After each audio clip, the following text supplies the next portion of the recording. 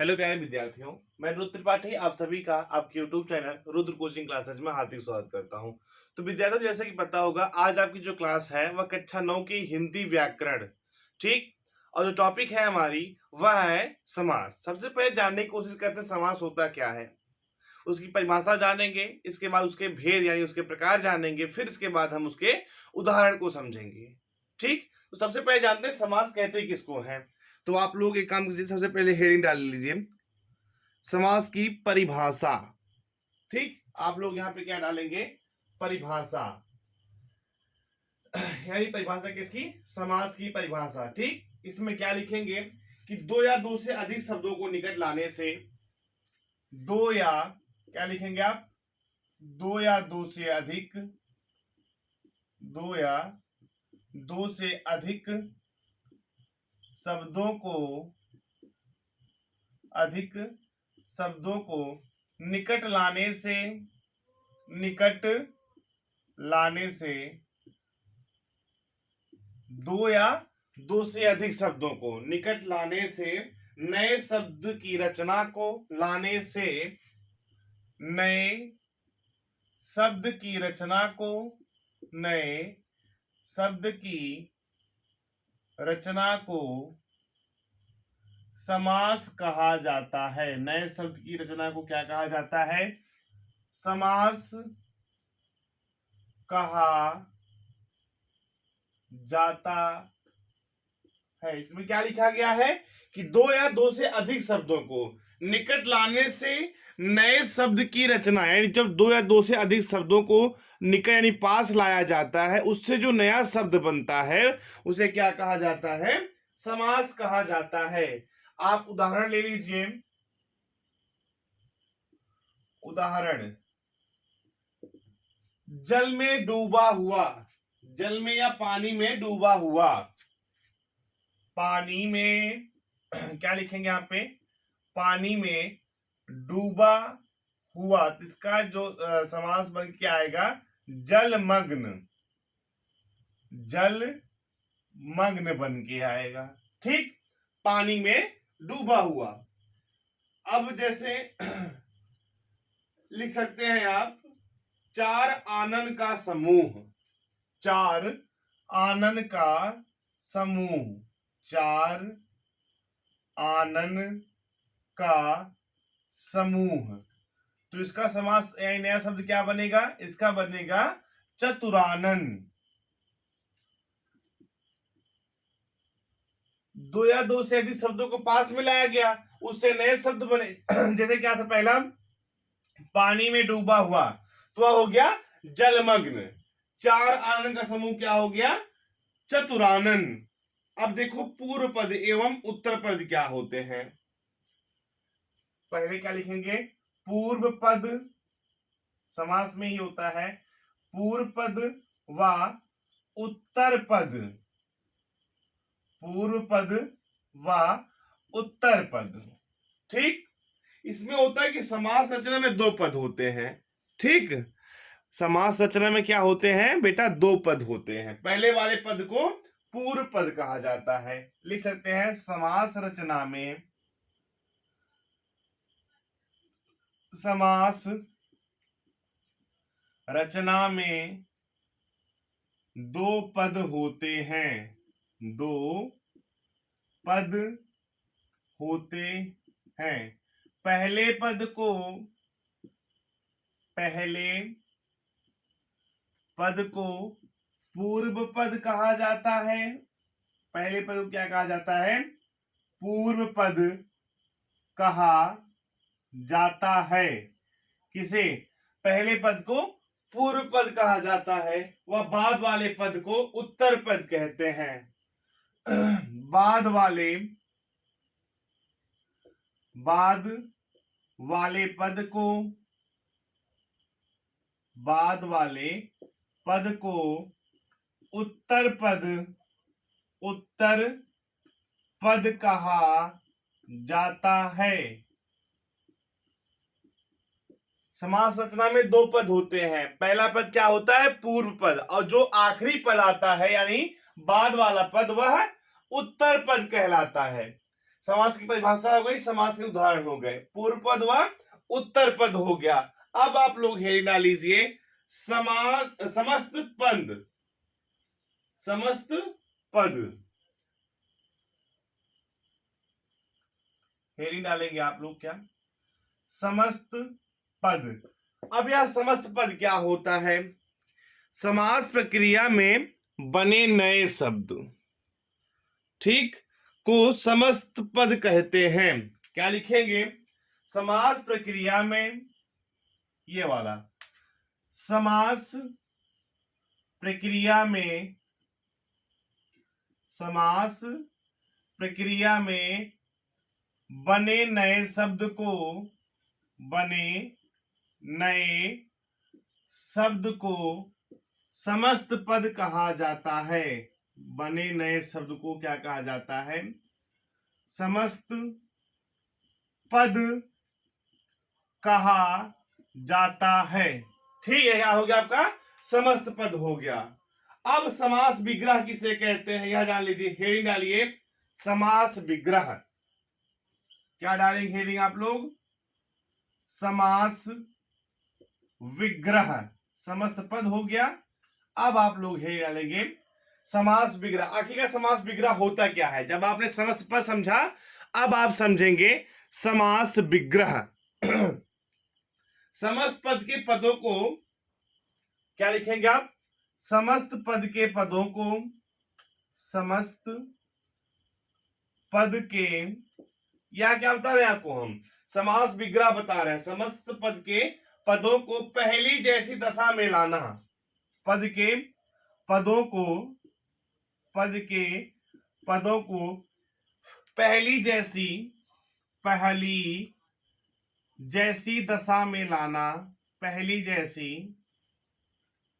दशा में लाना, दशा में लाना समास विग्रह कहलाता है। क्या कहलाता है, समास विग्रह, समास विग्रह कहलाता है।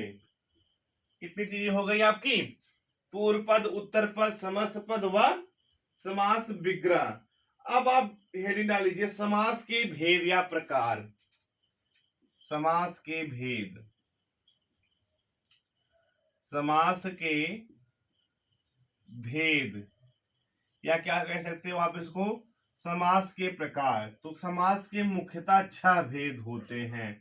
समास के कितने भेद होते हैं बेटा, समास के मुख्यतः, समास के मुख्यतः 6 भेद होते हैं। समास के कितने भेद होते हैं बेटा, 6 भेद होते हैं। ठीक है, समास के भेद हो गए। अब इन 6 भेदों के नाम लिख लीजिए। पहला है आपका, पहला भेद है आपका अव्ययी भाव समास।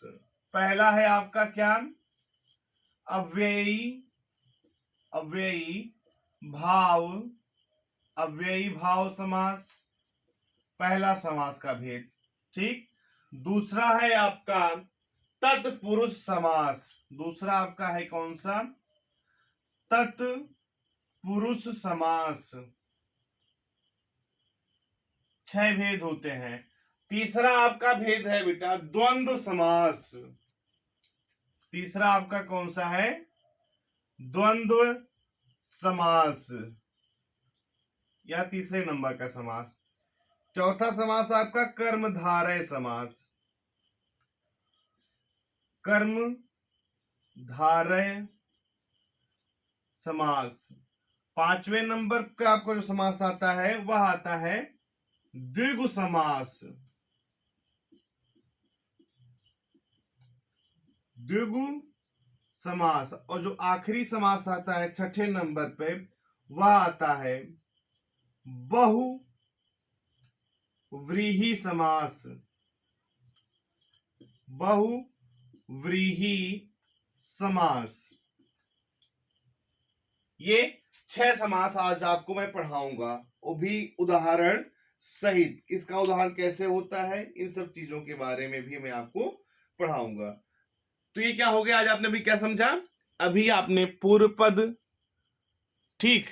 अगर देखा जाए तो आपने क्या समझा भी, समास, समास की परिभाषा को समझा, समास के उदाहरण को समझा, समास के उदाहरण समझ गए आपने, समास के पूर्व पद क्या होता है समास में उत्तर पद क्या होता है, समस्त पद किसे कहते हैं, समास विग्रह क्या होता है, वह समास के भेद को भी, ये समास के 6 भेद होते हैं, अव्ययी भाव, तत्पुरुष, द्वंद्व, कर्मधारय, द्विगु और बहुब्रीहि समास।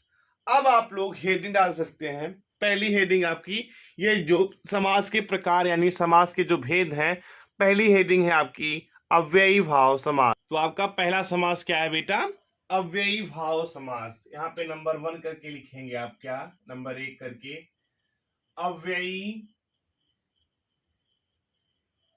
क्या लिखेंगे, अव्ययी भाव समास। इसकी परिभाषा क्या होती है अव्ययी भाव समास की, वह आप लोग अब मेरे साथ लिखिए।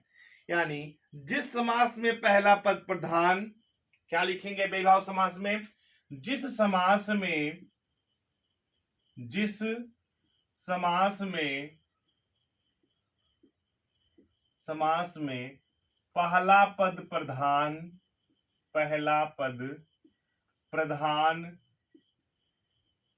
जिस समास में पहला पद प्रधान व दूसरा पद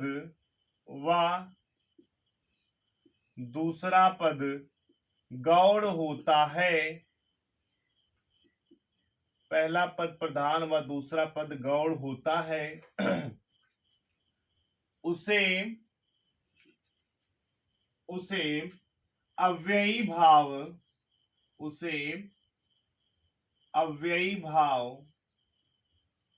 समास कहा जाता है, उसे अव्ययी भाव समास कहा जाता है। यानी जिस समास में पहला पद प्रधान व दूसरा पद गौड़ होता है, उसे अव्ययी भाव समास कहा जाता है। अब देखिए इस समास में पूर्व पद क्या है बेटा, अव्ययी भाव समास। कौन समास आप पढ़ रहे हैं, अव्ययी भाव समास। तो क्या है इस समास में पूर्व पद अव्यय तथा उत्तर पद, इस समास में लिख लीजिए इसको, इस समास में पूर्व पद अव्यय व द्वितीय पद, देखो इसमें जो है बेटा कौन समास है, ये अव्ययी भाव समास। ठीक है, पूर्व पद क्या होता है, अव्यय, व उत्तर पद संज्ञा विशेषण होता है, व उत्तर पद संज्ञा या विशेषण होता है, संज्ञा या विशेषण होता है। इसको आप समझ सकते हैं, आपकी पहचान समझ लीजिए। ठीक, अब देखिए जैसे आजीवन शब्द है, ठीक, उदाहरण में क्या है, या जैसे मान लीजिए, जैसे आ, अब आ क्या है, बड़ा, इसमें क्या है बेटा, अव्यय का काम कर रहा है। ठीक, अव्यय, ठीक, प्लस जीवन, तो जीवन क्या है बेटा, आपकी संज्ञा है। अव्यय, पहला पद अव्यय हो गया ना, दूसरा पद संज्ञा विशेषण होता है, तो बन के क्या है बेटा, आजीवन बन के आया। क्या बन के आ गया बेटा, आजीवन बन के आया। जैसे प्रति क्या है बेटा आपका, अव्यय, प्रथम पद क्या होगा, वह अव्यय होगा, प्रथम पद अव्यय होगा, प्लस एक क्या है बेटा आपका, विशेषण है, एक क्या है बच्चा, विशेषण, तो क्या बन गया आपका, प्रत्येक, एक क्या बन गया बेटा आपका, विशेषण है, तो क्या बन जाएगा, प्रत्येक बन जाएगा। अब आप लोग अगली हेडिंग डालिए, तत्पुरुष समास।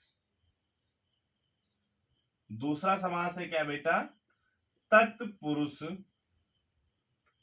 समास। अब आपने अभी अव्ययी भाव समास को समझा। अब इसमें लिखिए जिस समास का उत्तर पद प्रधान, जिस समास का, क्या लिखेंगे, जिस समास का उत्तर पद प्रधान, उत्तर पद प्रधान व, ध्यान देना, जिस समास का उत्तर पद प्रधान व पूर्व पद गौण होता है, व पूर्व पद, व पूर्व पद गौण होता है, होता है, उसे तत्पुरुष समास कहा जाता है। उसे कौन समास? तत्पुरुष समास। उसे तत्पुरुष समास कहा जाता है। जैसे ले लीजिए तत्पुरुष समास, यानी जिस समास का उत्तर पद प्रधान हो और पूर्व पद गौण है। जैसे रणभूमि, जैसे क्या है आपका रणभूमि, इसका समास जब विग्रह करेंगे, समासिक विग्रह, तो क्या बन जाएगा? रण में भूमि या रण की भूमि। क्या हो जाएगा बेटा? रण की भूमि। रणभूमि का क्या बन गया समासिक विग्रह बेटा? क्या हुआ? रणभूमि। मोक्ष प्राप्त, जैसे में क्या है बेटा आपका अगला? मोक्ष प्राप्त। तो इसका जो समासिक विग्रह होगा वह क्या हो जाएगा? मोक्ष की प्राप्ति, यानी मोक्ष की प्राप्ति। तो समास बन के क्या आया था बेटा? मोक्ष प्राप्त। ठीक। अब इसी के कुछ भाग हैं किसके? तत्पुरुष समास के। जैसे आपका पहला यानी जो का है, कर्म तत्पुरुष का हेडिंग डाल के लिखिए कर्म तत्पुरुष।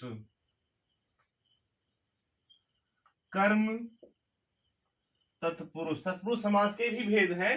तो पहला क्या है? कर्म तत्पुरुष, यानी जिस समास के पूर्व पद में कर्म कारक के, जिस समास के, क्या लिखेंगे? जिस समास के पूर्व पद में, जिस समास के पूर्व पद में कर्म कारक की विभक्ति के, कारक के विभक्ति, यानी जिस समास के पूर्व पद में कर्म कारक के विभक्ति चिन्ह को का लोप हो, विभक्ति चिन्ह को का लोप हो,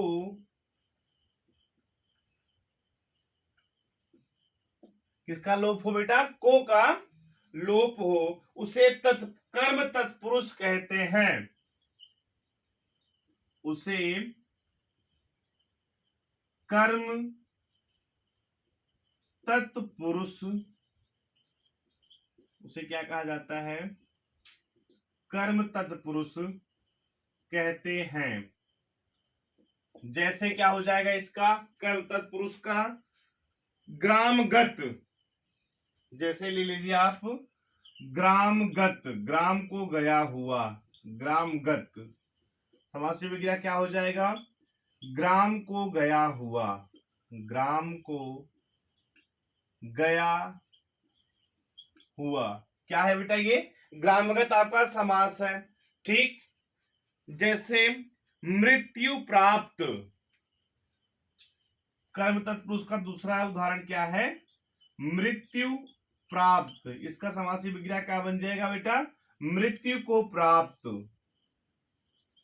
मृत्यु को प्राप्त। ये बेटा कर्म तत्पुरुष था। क्या था बेटा? ये कर्म तत्पुरुष। अब अगला जो खा है वह है खा क्या? करण तत्पुरुष।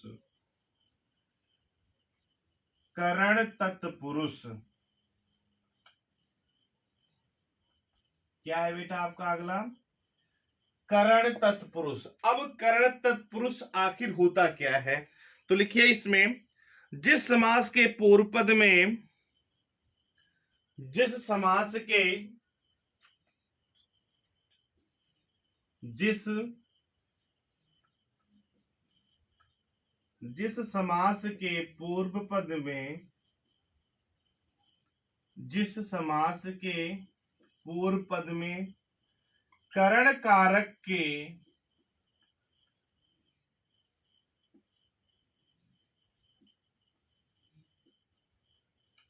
करण कारक के विभक्ति चिन्ह,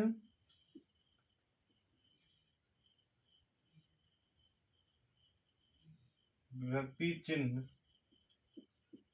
से के द्वारा का, से के द्वारा का लोप हो, द्वारा का लोप हो, उसे करण तत्पुरुष, उसे करण तत्पुरुष, उसे क्या कहा जाता है? करण तत्पुरुष कहते हैं या कहा जाता है। जैसे यह किसका बेटा? करण तत्पुरुष का। जैसे सूर रचित, जैसे सूर रचित, तो इसका जो समासिक विग्रह करेंगे तो वह क्या हो जाएगा? सूर द्वारा, सूर द्वारा रचित। किसका? ये सूर रचित का बेटा समासिक विग्रह क्या हो जाएगा? सूर द्वारा रचित। ठीक। भूखमरा, अगला क्या है बेटा? भूखमरा, यानी भूख से मरा, भूख से मरा। ये बेटा क्या था आपका? करण तत्पुरुष। सूर रचित का क्या हो जाएगा? सूर द्वारा रचित। व भूखमरा का क्या हो जाएगा बेटा? भूख से मरा। आई बात समझ बेटा? तत्पुरुष समास के पहले समास का क्या था बेटा? कर्म तत्पुरुष। दूसरा था हमारा करण तत्पुरुष, यानी जिस समास के पूर्व पद में कर्म कारण करण कारक के विभक्ति चिन्ह से के द्वारा का लोप हो, उसे क्या कहते हैं? करण तत्पुरुष कहते हैं। जैसे सूर रचित यानी सूर द्वारा रचित, भूख मरा यानी भूख से मरा। अब अगली हेडिंग आप लोग बेटा अगली हेडिंग डालिए, संप्रदान तत्पुरुष। ग वाली हेडिंग क्या है आपकी बेटा? संप्रदान। हेडिंग डालिए, संप्रदान तत्पुरुष। अब इसकी परिभाषा लिखिए। संप्रदान तत्पुरुष की परिभाषा क्या होगा? जिस समास के पूर्व पद में संप्रदान कारक, क्या लिखेंगे आप? जिस समास के, जिस समास के, जिस समास के पूर्व पद में, जिस समास के पूर्व पद में संप्रदान कारक, संप्रदान कारक, संप्रदान कारक के विभक्ति कारक के विभक्ति चिन्ह, संप्रदान कारक के विभक्ति चिन्ह को के लिए का लोप हो, विभक्ति चिन्ह, विभक्ति चिन्ह क्या हो जाएगा बेटा आपका हमारा इसमें? यानी जिस समास के पूर्व पद में संप्रदान, जिस क्या हो जाएगा बेटा? यहाँ पे हम फिर से बता देते हैं आपको कि जिस समास के पूर्व पद में संप्रदान कारक के विभक्ति चिन्ह हो, संप्रदान तत्पुरुष। यानी जिस समास के पूर्व पद में संप्रदान कारक के विभक्ति चिन्ह को कामा के लिए, को कामा के लिए का लोप हो, के लिए का लोप हो, लोप हो, वहां संप्रदान तत्पुरुष होता है। वहां पर कौन सा तत्पुरुष होता है बेटा? वहां पर या वहां संप्रदान तत्पुरुष होता है। संप्रदान तत्पुरुष होता है। यानी जिस समास के पूर्व पद में संप्रदान कारक की विभक्ति चिन्ह को कामा के लिए का लोप हो वहां पर संप्रदान तत्पुरुष होता है। यह क्या था आपका संप्रदान तत्पुरुष। अब इसके जैसे आए उदाहरण लिख लीजिए। देश प्रेम, जैसे लिखिए आप इसमें, जैसे देश प्रेम, जैसे क्या बेटा आपका इसमें देश प्रेम, तो क्या हो जाएगा देश के लिए प्रेम, देश के लिए, देश के लिए प्रेम, देश प्रेम का क्या हो जाएगा बेटा समासिक विग्रह देश के लिए प्रेम। अब ऐसे ही अगला हमारा हो जाएगा क्या गुरु दक्षिणा, गुरु दक्षिणा, तो इसका समासिक विग्रह करेंगे तो क्या हो जाएगा गुरु के लिए, गुरु के लिए, गुरु के लिए दक्षिणा। यह कौन सा समास था संप्रदान तत्पुरुष। अगला हेडिंग डालिए अपादान तत्पुरुष। घ वाली हेडिंग क्या है हमारी अपादान, अपादान तत्पुरुष।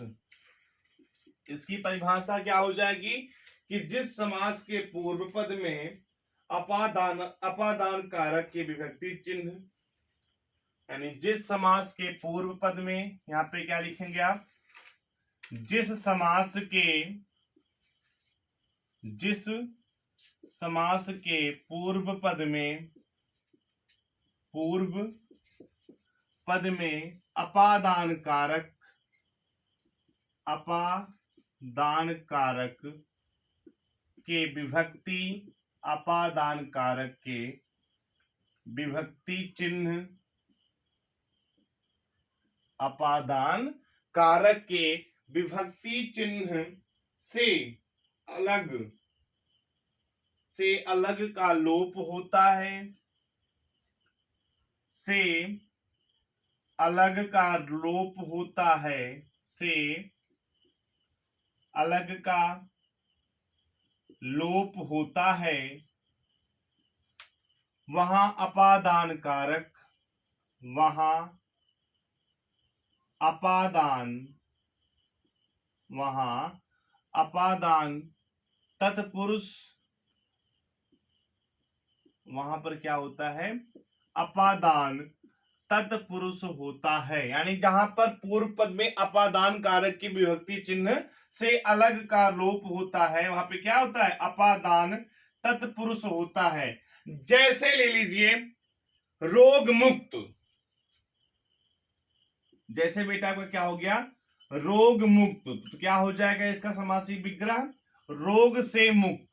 क्या हो जाएगा बेटा इसका रोग से मुक्त, रोग मुक्त क्या हो जाएगा रोग से मुक्त। बलहीन, दूसरा ले लीजिए क्या बलहीन, यानी क्या हो जाएगा बेटा बल से हीन। समासिक विग्रह करेंगे तो क्या हो जाएगा बलहीन। अगली हेडिंग डालिए संप्रदान अपादान, अगली डालिए संबंध तत्पुरुष, संबंध तत्पुरुष। अगली हेडिंग कौन सी हो जाएगी आपकी बेटा संबंध तत्पुरुष। इसकी परिभाषा क्या, ये पहचान क्या हो जाएगी जिस समास के पूर्व पद में, जिस समास के क्या लिखेंगे बेटा कि जिस समास के, जिस समास के पूर्व पद में, जिस समास के पूर्व पद में संबंध कारक, संबंध कारक के विभक्ति चिन्ह, संबंध कारक के विभक्ति चिन्ह, संबंध कारक के विभक्ति चिन्ह का की के रारी रे, का की के रा, री, रे का लोप होता है, रे का लोप होता है, वहां पर संबंध तत्पुरुष, वहां पर कौन सा तत्पुरुष होता है बच्चा? वहां पर संबंध तत्पुरुष होता है। जैसे ले लीजिए संबंध तत्पुरुष के उदाहरण, ठीक, जैसे ले लीजिए बेटा आप देशभक्त, यानी क्या हो जाएगा इसका? देशभक्त का देश भक्त। तो जब इसका समासिक विग्रह करेंगे तो क्या हो जाएगा? देश का भक्त। इसमें क्या निकल के यही जो का है, ठीक, इसी पता चला कौन सा कारक हमारा? संबंध तत्पुरुष समास है। ठीक है बेटा। अगला क्या है? दीन बंधु। दीन बंधु का क्या हो जाएगा? दीन बंधु क्या हो जाएगा? दीन के यानी दीनों के बंधु। ये समझ में आ गया बेटा? आपका कौन सा था ये? संबंध तत्पुरुष। अगला और लास्ट है आपका, इसी का हेडिंग डाल लीजिए आप लोग। तो ये जो आपका चल रहा था बेटा, अभी ये तत्पुरुष समास का ही चल रहा है। अगला है हमारा क्या? अगला है हमारा अधिकरण तत्पुरुष। क्या है हमारा अगला? अधिकरण।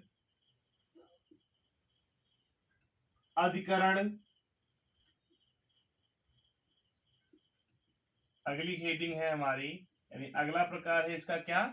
अधिकरण तत्पुरुष। इसकी परिभाषा क्या होती है? यानी जिस समास के अधिकरण कारक के, जिस समास के लिखिए यहाँ पे, जिस समास में क्या लिखेंगे कि जिस समास में अधिकरण कारक के, जिस समास के या जिस समास में अधिकरण कारक, ठीक है, जिस समास में अधिकरण कारक के विभक्ति चिन्ह कारक के विभक्ति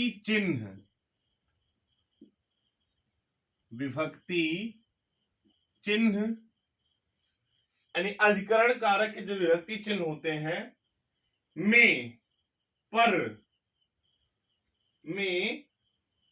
पर का लोप हो, में पर का लोप हो, वहां पर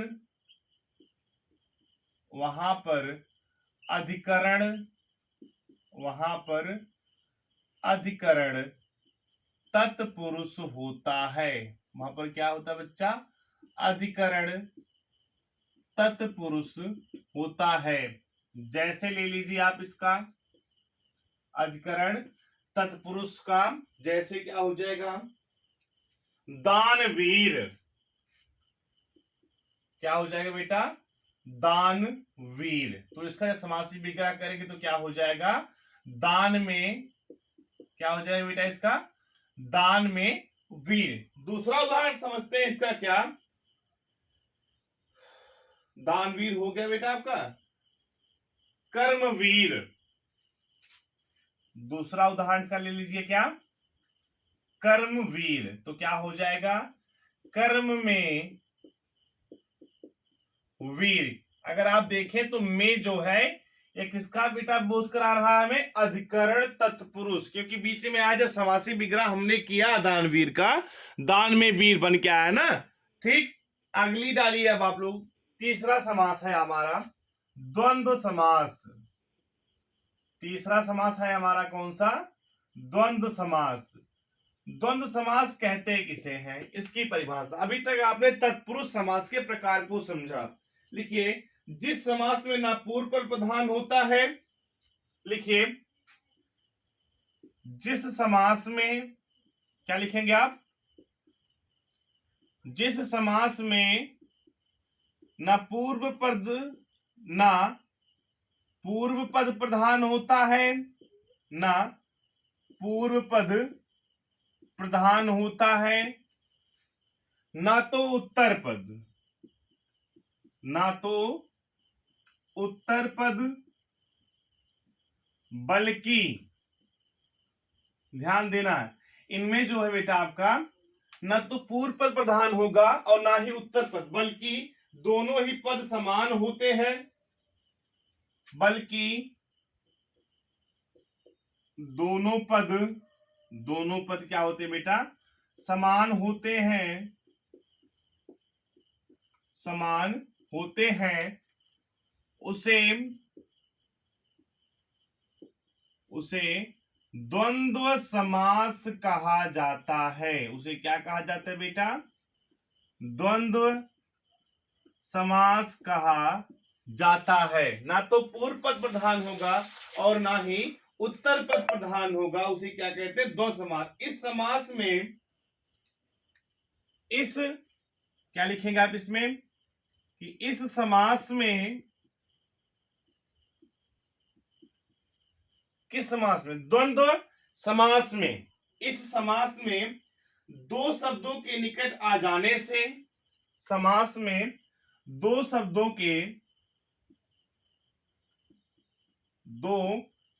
के निकट आ जाने से, निकट आ जाने से, दो शब्दों के निकट आ जाने से उनको मिलाने वाले, उनको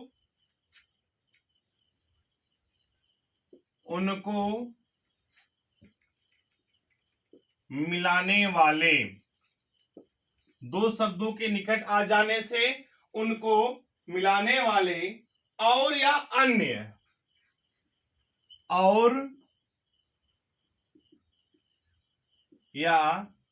अन्य समुच्चय बोधक, अन्य समुच्चय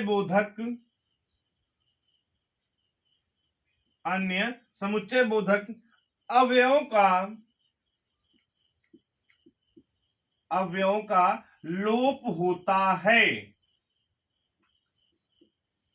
अवयवों का बेटा क्या होता है, लोप होता है। जैसे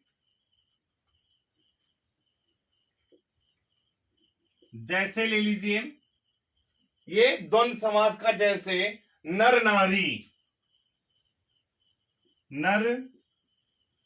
नारी, लेकिन जब इसका हो जाएगा बेटा बनने क्या समासिक विग्रह, नर और रानी, नर और नारी। बात समझ में आ गई, नर नारी के डेस लगा हुआ है यहाँ पे, तो जब इसका हम समासिक विग्रह करेंगे तो नर और नारी हो जाएगा। ठीक, अगला ले लीजिए गांव घर,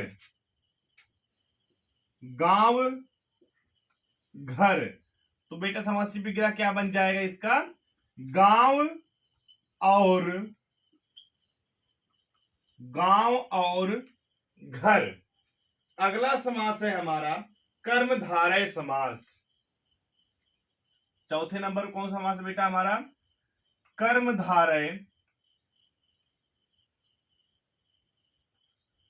कर्मधारय समास। इसकी परिभाषा लिख लीजिए कि जिस समास में एक पद उपमेय, जिस समास में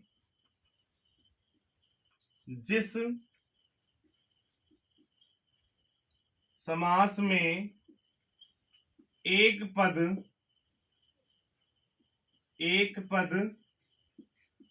यानी जिस समास में एक पद उपमेय अथवा विशेषण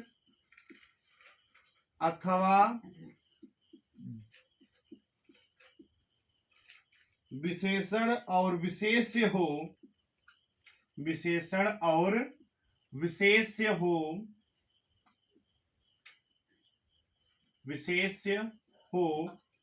उसे कर्मधारय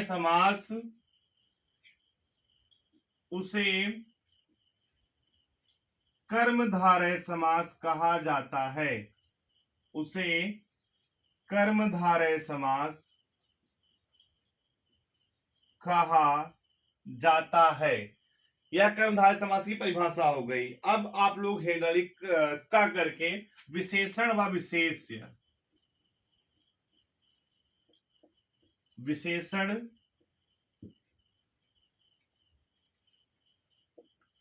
विशेषण व विशेष्य, इसके उदाहरण समझ लीजिए।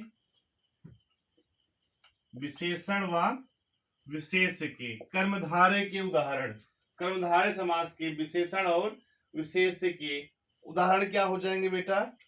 काली मिर्च। उदाहरण क्या हो जाएंगे बेटा इसकी? काली मिर्च, काली मिर्च। तो इसका समासिक विग्रह किया जाएगा, क्या हो जाएगा? काली है मिर्च, काली है मिर्च। जैसे महादेव, महादेव शब्द का समासिक विग्रह किया जाएगा, यानी महान है जो देव, महान है, महान है देव। यह बेटा विशेषण और विशेष्य था। अगला आपका आता है उपमेय और उपमान। अगला लिखिए वो आप लोग उपमेय और उपमान, खा करके लिखिए। उपमेय, पहला पद क्या था इसमें? विशेषण विशेष क्या हो गया है? अब है हमारा उपमेय और उपमान। इसका उदाहरण लिख लीजिए, यानी जैसे करके लिख लीजिए।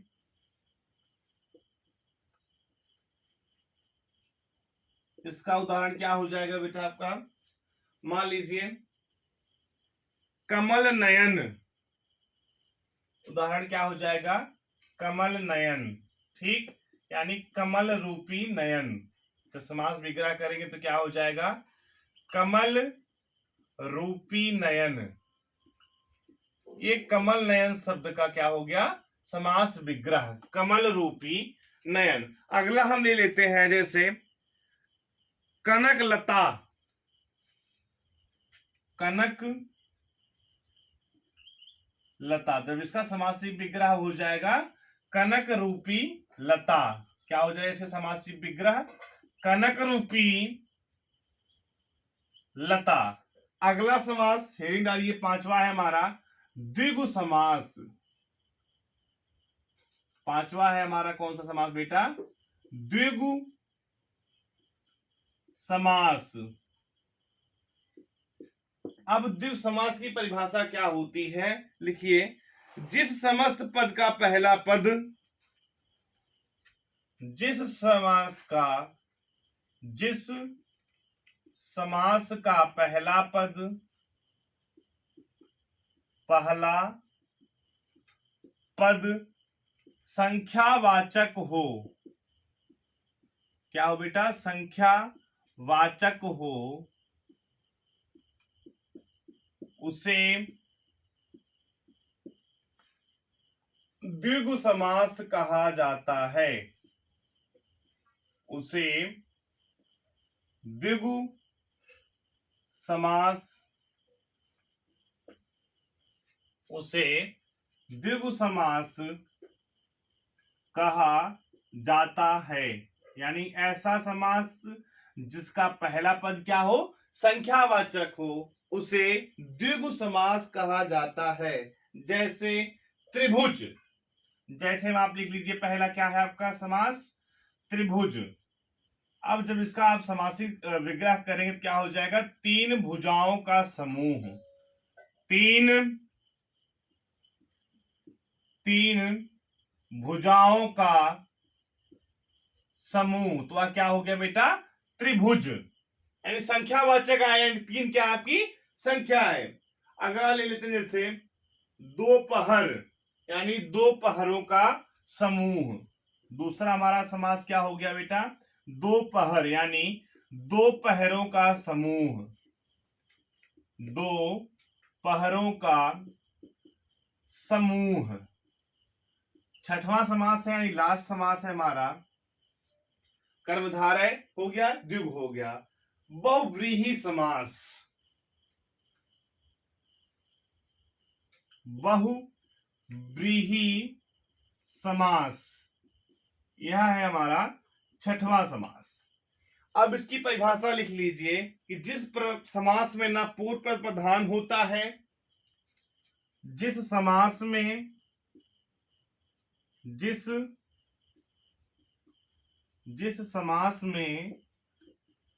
ना पूर्व पद प्रधान होता है, ना पूर्व पद प्रधान होता है, ना उत्तर पद, बल्कि ना तो इसमें पूर्व पद प्रधान होगा, ना ही उत्तर पद, बल्कि अन्य पद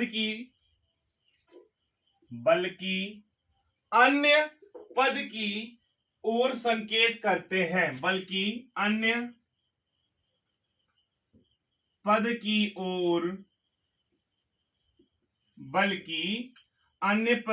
ओर संकेत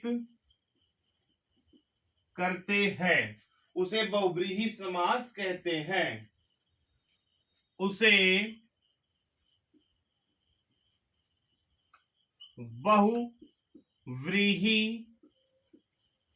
क्या कहा जाता है बेटा? उसे बहुव्रीहि समास कहते हैं। यानी इसमें ना तो पूर्व पद प्रधान होगा, ना ही उत्तर पद। जैसे ले लीजिए,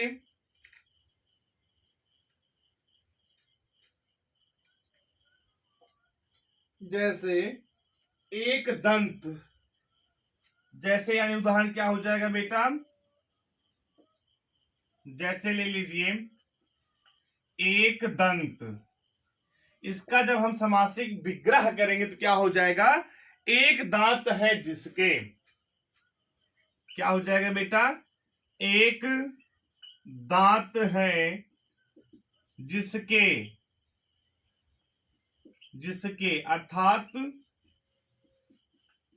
अर्थात में क्या लिखेंगे? गणेश जी। एक दांत है जिसके, अर्थात गणेश जी। अब अगला लिख लीजिए गिरधर। अगला है कौन सा बेटा हमारा? गिरधर। तो इसका जब समासिक विग्रह करेंगे तो क्या हो जाएगा? गिरि मतलब क्या होता है? पर्वत, है ना? यानी गिरि को धारण करता है जो, गिरि को धारण करता है जो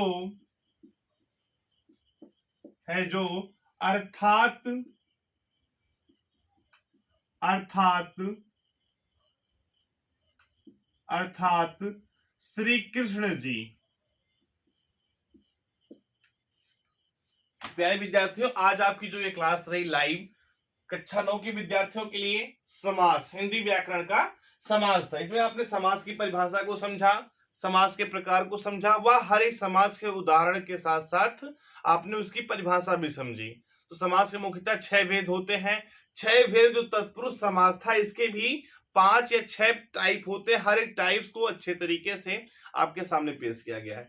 और लास्ट में फिर मैं कहना चाहता हूँ कि ये क्लास बिल्कुल फ्री है। तो ऐसे विद्यार्थी जो क्लास 9th में हो, वो पढ़ना चाह रहे हैं हिंदी व्याकरण, एक चीज और बता दूं आपको, मैथ भी स्टार्ट होगी, इंग्लिश और साइंस भी स्टार्ट होगा। लेकिन सबसे पहले आप क्या हिंदी कंप्लीट कर लीजिए, पूरा जो व्याकरण है हिंदी की वो कंप्लीट कर लीजिए। इसके बाद इंग्लिश ग्रामर स्टार्ट होगा। तो ये जो वीडियो की लिंक है, आप अपने जितने भी साथी आपके हों क्लास 9th में, उनके साथ शेयर कीजिए। और सबसे इंपॉर्टेंट चीज है, आपको ये क्लास कैसी लगी आप हमें कमेंट के माध्यम से जरूर बताइएगा। तो आज आपकी जो क्लास थी पूरी अच्छी तरीके से कंप्लीट हुई है और एक्सप्लेनेशन भी अच्छे तरीके से दिया गया है।